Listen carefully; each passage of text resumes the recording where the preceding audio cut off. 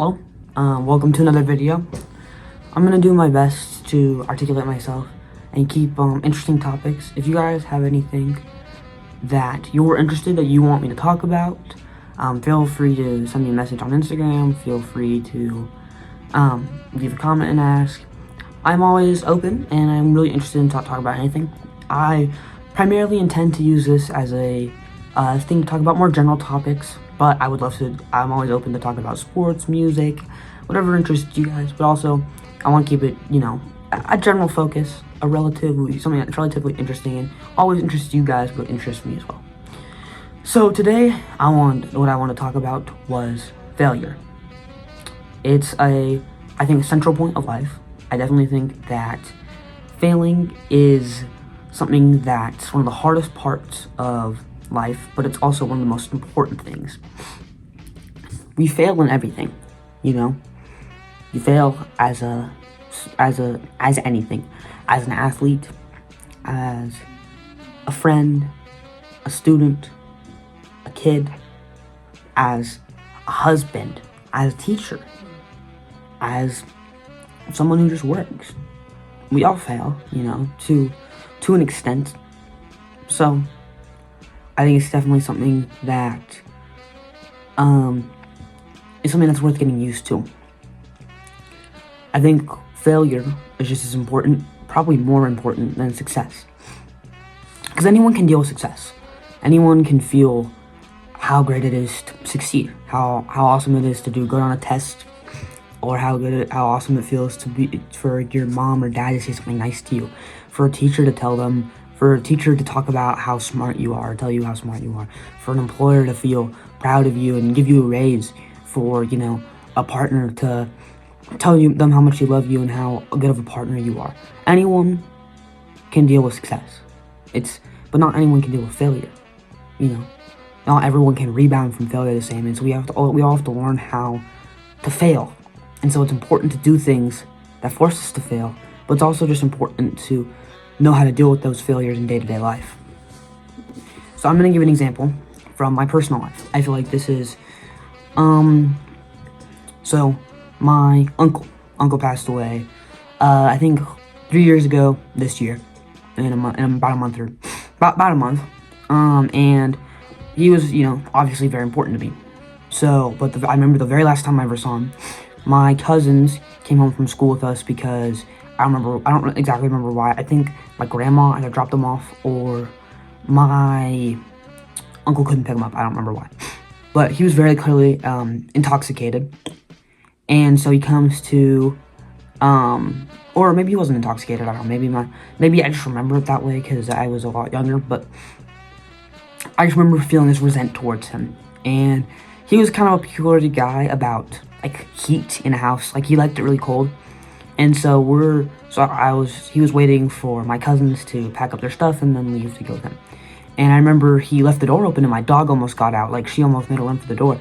And I was like, hey dude, make sure to close the door. And he goes, no, I don't want to, it's too warm.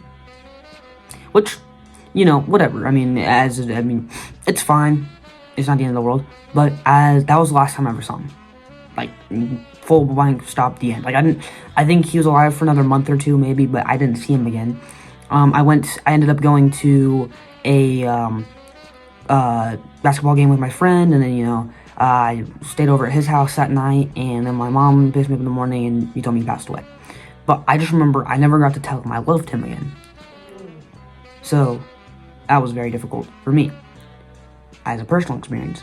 That felt like it was failure. I never got to tell him how much I cared about him, how important he was to me. And so to me now, that is something but failure goes hand in hand with regret. And regret has never helped anyone unless you murdered someone or unless you've committed some crime. I don't think regretting something is going to help you. I think you should feel bad and rebound from those mistakes and then move forward. So I feel like I failed as a part of my family.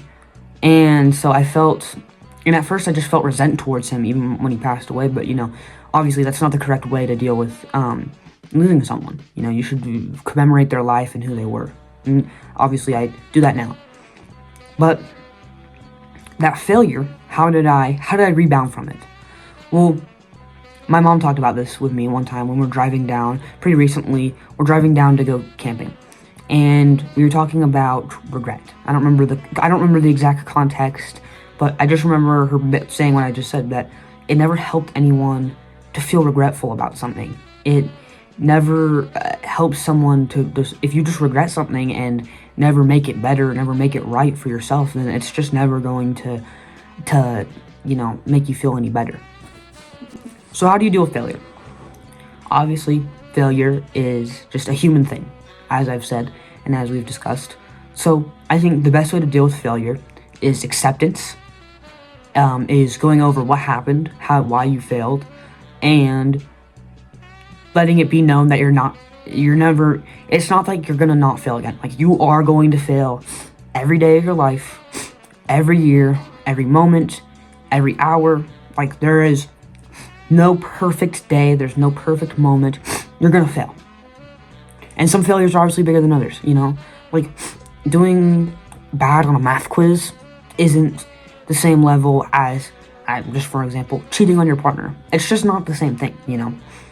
But how do you learn from those failures? Well, you assess yourself. You say, hey, what did I do? How did I fail?